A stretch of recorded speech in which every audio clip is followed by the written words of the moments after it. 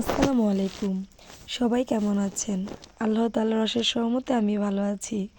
আজকে আপনাদেরকে একটি সুন্দর জায়গার এখানে নিয়ে যাব। দেখুন তো জায়গাটা অনেক সুন্দর না? আমি অবশ্য আজ প্রথমবার এই জায়গাতে গিয়েছিলাম। আমাদের বাড়ির পাশে এই জায়গাটা এত এক সুন্দর একটা জায়গা আছে আমাদের বাড়ির পাশে জানা ছিল না। আজকে হঠাৎ করে এখানে কেন যেন আসতে অনেক মন চাচ্ছিল।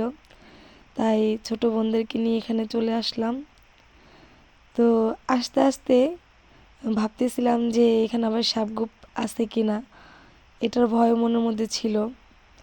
তাও যেহেতু জায়গাটা নাকি অনেক সুন্দর, দেখার লোভটা সামলাতে পারলাম না, তাই চলে আসলাম দেখার জন্য। জায়গাটা অনেক সুন্দর না? আর দেখুন চারপাশ কতটা জঙ্গল দিয়ে ভরা। তবুও এখানে বর্ষাকালে একটু বেশি পানি উঠে যায়। এখানে সচরাচর এদিকে আসাই যায় না। তো আজকে আসলাম কি মনে করে, কেনই যেন আসতে মন চাচ্ছিল। তো এটা আমাদের বাড়ি থেকে 2-1 জমি পড়ে আর কি। যেহেতু সন্ধ্যার দিকে হয়ে গিয়েছিল, এজন্য বাড়িতে চলে যাচ্ছি। বেশিক্ষণ এখানে থাকিনি। এখানে নাকি সচরাচর তেমন লোক আসে যায় না, তাই বাড়ির দিকে আবার চলে যাচ্ছি এখন।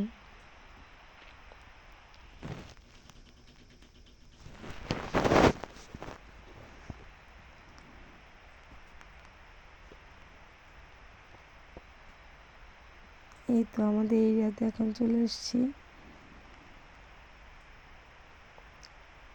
আমার এমনিতেও গ্রামের বাড়িতে আসলে সন্ধ্যার পর ঘর থেকে বের হই না আমি। তাও ওই আজানের কিছু আগ মুহূর্তে এজন্য বাড়িতে চলে যাচ্ছি, বেশি সময় কাটাইনি ওখানে। এই তো আমাদের পুষ্করণী।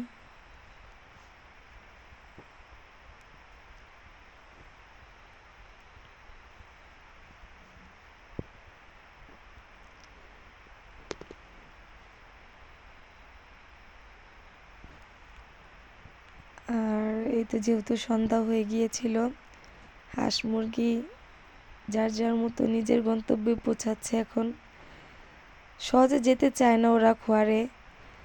তার জন্য আম্মু খোয়ারে ভাত ছিটিয়ে দিচ্ছিল, যাতে করে ওরা খাবারের লোভে হলো চলে যায় ভিতরে।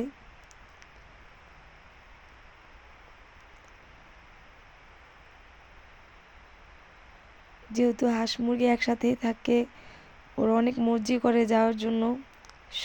সহজে এদেরকে ভিতরে পাঠানো যায় না। প্রায় 1 ঘন্টার মতো লেগে যায় এগুলোকে ঘরে পৌঁছানোর জন্য। আর আপনাদেরকে এই রাতাটা দেখাই, এটা দেখতে যেমন কিউট ততটাই ভয়ঙ্কর। তো ভিডিওটা কেমন লাগলো অবশ্যই জানাবেন।